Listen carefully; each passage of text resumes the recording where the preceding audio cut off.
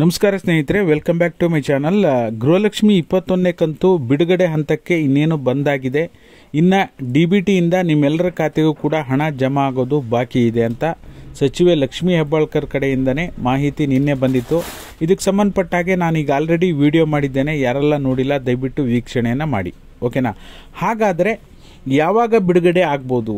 ಈಗ ಎಲ್ಲವೂ ಕೂಡ ರೆಡಿ ಇದೆ. ಬಿಡುಗಡೆ ಮಾಡೋದಕ್ಕೆ ಯಾಕಷ್ಟು ಲೇಟ್ ಆಗ್ತಾ ಇದೆ? ಮತ್ತು ಅದರ ಜೊತೆಯಲ್ಲಿ ಈಗ ಅರ್ಜಿ ಸ್ಟೇಟಸನ್ನು ಚೆಕ್ ಮಾಡಿದಾಗ ಇನ್ನೂ ಕೂಡ ಪುಷ್ ಟು DBT ಹಂತಕ್ಕೆ ಬಂದಿಲ್ಲ. ಯಾಕೆ ಇನ್ನೂ ಕೂಡ ಪುಷ್ ಟು DBT ಬಂದಿಲ್ಲ?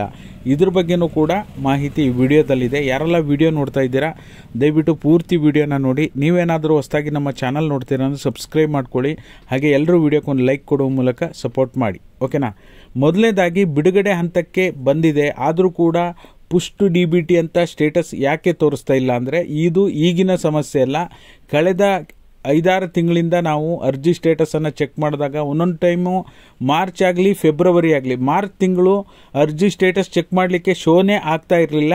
ಬಟ್ ಅಂಥ ಸಂದರ್ಭದಲ್ಲೂ ಕೂಡ ಹಣ ಬಿಡುಗಡೆ ಆಗಿತ್ತು, ಓಕೆನಾ? ಫೆಬ್ರವರಿ ಮತ್ತು ಮಾರ್ಚ್ 19 ಮತ್ತು 20ನೇ ಕಂತಿನ ಹಣ ನಮಗೆ ಅರ್ಜಿ ಸ್ಟೇಟಸ್ ಚೆಕ್ ಮಾಡಲಿಕ್ಕೆ ಪುಷ್ ಟು DBT ಬರದೇ ಇದ್ದರೂ ಸಹ ಹಣ ಬಿಡುಗಡೆ ಆಗಿತ್ತು. ಯಾಕೆ ಅಂದರೆ ಯಾಕೆ ಈ ರೀತಿ ಆಗಿತ್ತು ಅಂದರೆ ಇನ್ನೂ ಗೌರ್ಮೆಂಟ್ ವೆಬ್ಸೈಟಲ್ಲಿ ಅದು ಬಿಡುಗಡೆ ಹಂತಕ್ಕೆ ಬಂದಿದೆ ಅನ್ನೋದನ್ನು, ಅಂದರೆ ಪುಷ್ ಟು DBT ತೋರಿಸ್ತಾ ಇರಲಿಲ್ಲ. ಅಲ್ಲಿ ಎರರ್ ಆಗಿದೆ ಬಿಟ್ಟರೆ ಖಂಡಿತವಾಗ್ಲೂ ಅದಕ್ಕೂ ಇದಕ್ಕೂ ಸಂಬಂಧನೇ ಇಲ್ಲ, ಆ ರೀತಿಯಾಗಿದೆ. ಹಾಗಾಗಿ ಪುಷ್ ಟು DBT ತೋರಿಸಿಲ್ಲ ಅಂಥೇಳಿ ಯಾರೂ ಕೂಡ ಆತಂಕ ಪಡುವಂಥ ಅಗತ್ಯ ಇಲ್ಲ.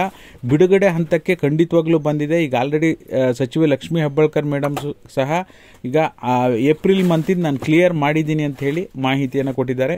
ಹಾಗಾದರೆ ಯಾವಾಗ ಜಮಾ ಆಗ್ಬೋದು? ಏನಾದರೂ ದಿನಾಂಕ ನಿಗದಿಪಡಿಸಿದ್ದಾರಾ? ಇಂಥ ದಿನಕ್ಕೆ ಹಣ ಬರುತ್ತೆ ಅಂತ ಏನಾದರೂ ಹೇಳಿದಾರಾ ಅಂತ ನೋಡೋದಕ್ಕೆ ಹೋದರೆ, ಈಗ ನಿನ್ನೆ ಕೊಟ್ಟಿರ್ತಕ್ಕಂಥ ಸ್ಟೇಟ್ಮೆಂಟ್ ಆದ ನಂತರ ಇನ್ನೊಂದು 4-5 ದಿನದಲ್ಲಿ ನಿಮ್ಮೆಲ್ಲರ ಖಾತೆಗೂ ಹಣ ಬಿಡುಗಡೆ ಆಗುವಂಥ ಸಾಧ್ಯತೆ ಇದೆ. ಮ್ಯಾಕ್ಸಿಮಮ್ ಒಂದು ವಾರದೊಳಗಡೆ ಗೃಹಲಕ್ಷ್ಮಿ 21ನೇ ಕಂತು ಬಿಡುಗಡೆ ಆಗುವ ಸಾಧ್ಯತೆ ಇದೆ. ಯಾಕೆ ನಾನು ಈಗ ಹೇಳ್ತಾ ಇದ್ದೀನಿ ಅಂದರೆ, ಎಷ್ಟೋ ಬಾರಿ ನಮ್ಮ ಕಡೆಯಿಂದ ಕ್ಲಿಯರ್ ಆಗಿದೆ ಅಂತ ಹೇಳಿದಾಗ ಅದು ಮ್ಯಾಕ್ಸಿಮಮ್ ಒಂದು ವಾರದೊಳಗಡೆ ಹಣ ಬಿಡುಗಡೆ ಆಗಿದೆ, ಓಕೆನಾ? ಅದನ್ನೇ ನಾನು ಪ್ರೂಫ್ ಆಗಿ ಇಟ್ಕೊಂಡು ಹೇಳ್ತಾ ಇದ್ದೀನಿ.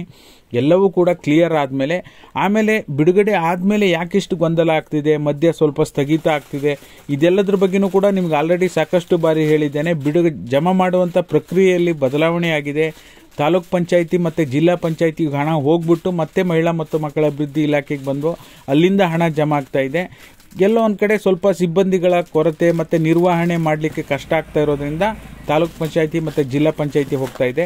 ಅದು ಎಷ್ಟು ಜಿಲ್ಲೆಗಳು, ಕರ್ನಾಟಕದಾದ್ಯಂತ ಎಲ್ಲ ಜಿಲ್ಲೆಗಳಿಗೂ ಅದೇ ರೀತಿ ಆಗ್ತಾ ಇದೆಯಾ ಇಲ್ಲೋ ಅನ್ನೋದ್ರ ಬಗ್ಗೆ ಕ್ಲಾರಿಟಿ ಇನ್ನೂ ಕೂಡ ಸಿಕ್ಕಿಲ್ಲ. ಖಂಡಿತವಾಗ್ಲೂ ತಿಳಿಸ್ಕೊಡ್ತೀನಿ. ಒಂದಲ್ಲ ಒಂದು ಇಂಪಾರ್ಟೆಂಟ್ ಮಾಹಿತಿಗಳನ್ನು ದಿನನಿತ್ಯವೂ ಕೂಡ ತಿಳಿಸುವಂಥ ಕೆಲಸ ನಮ್ಮದಾಗಿರುತ್ತೆ. ನಮ್ಮ ವಿಡಿಯೋಗಳನ್ನು ಸಾಕಷ್ಟು ಜನ ಇಷ್ಟಪಡ್ತೀರಾ.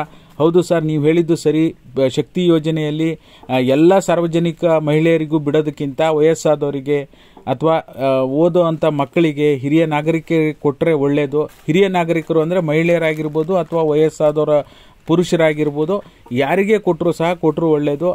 ಅಟ್ಲೀಸ್ಟ್ ಎಲ್ಲ ಯೋಜನೆಗಳಿಂದ ಸಾಲ ಜಾಸ್ತಿಯಾಗಿ ಒಟ್ಟಿಗೆ ಎಲ್ಲ ಯೋಜನೆಗಳು ಬಂದಾಗೋದಕ್ಕಿಂತ ಈಗಲೇ ಎಚ್ಚೆತ್ಕೊಂಡ್ರೆ ಒಳ್ಳೆಯದು ಸರ್ಕಾರ ಅಂತ ನನಗನ್ಸಿದ್ದನ್ನು ಹೇಳಿದ್ದೆ.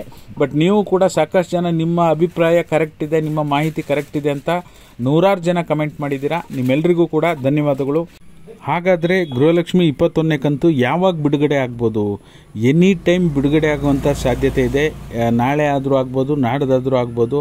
ನಾಳೆ ಬೆಳಗ್ಗೆ 10 ಗಂಟೆಗೆ, ನಾಡಿದ್ದು ಬೆಳಗ್ಗೆ 9 ಗಂಟೆಗೆ, ಇವತ್ತು ಸಂಜೆ 5 ಗಂಟೆಗೆ ಅಂತ ನಾನು ಕೂಡ ಹೇಳ್ಬೋದು. ಖಂಡಿತವಾಗ್ಲೂ ಆ ರೀತಿ ಫೇಕ್ ಇನ್ಫಾರ್ಮೇಷನ್ ಕೊಡಲ್ಲ. ಆ ರೀತಿ ಯಾವುದೇ ರೀತಿ ಸರ್ಕಾರದಿಂದ ಅಧಿಕೃತ ದಿನಾಂಕವನ್ನು ಆಗಲಿ ಸಮಯ ಆಗಲಿ ನಿಗದಿಪಡಿಸಿಲ್ಲ, ಓಕೆನಾ? ನಿಗದಿಪಡಿಸಿದರೆ ಖಂಡಿತವಾಗ್ಲೂ ಅಪ್ಡೇಟ್ ಮಾಡುವಂಥ ಕೆಲಸ ಮಾಡ್ತೀನಿ.